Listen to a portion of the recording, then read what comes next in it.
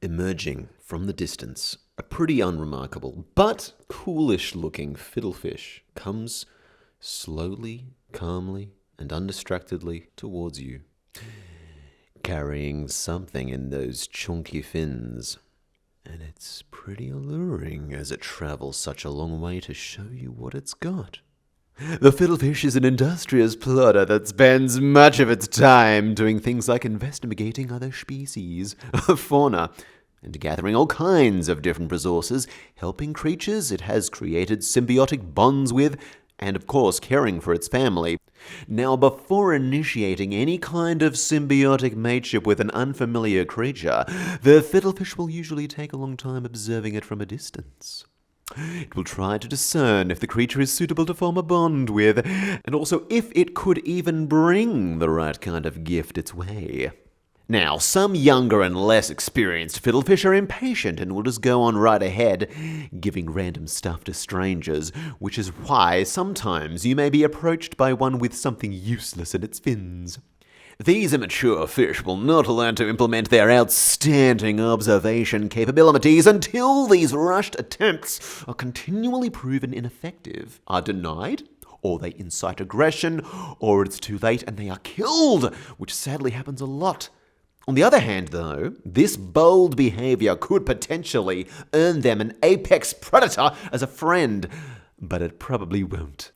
When a fiddlefish has matured, it will begin the search for a lifelong partner. During a mating season, it will seek out a suitable mate from the abundance of potentials, where two will go out, hunting and gathering to see if they work well together. If they don't, there are plenty more fiddlefish in this. Shut up. When a bond is established, they will embark on creating a burrow together, an endeavor which can take several months. Upon completion, the two will begin raising a family.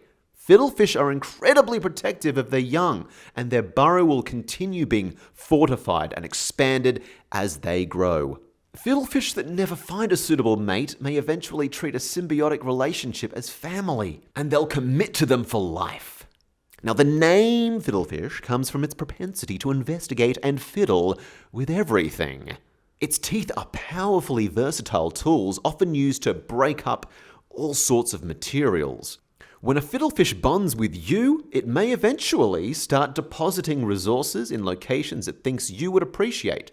It will do this of its own accord, but in due time will move on and tend to other matters because it has a busy schedule. As well as giving gifts, the fiddlefish also delights in receiving them. If you can discern and provide what it values but is unable to get by itself, it will be inclined to try to help you better. Discerning what it wants may take time because it will probably receive and wander around, fiddling with whatever you offer it. However, if it's something useful, it will take it back to its home more decisively. Their homes are very well hidden and difficult to track down. Even if you have bonded with a fiddlefish, it may not be comfortable with letting you near its burrow yet. And although fiddlefish seem wholesome, they're not harmless.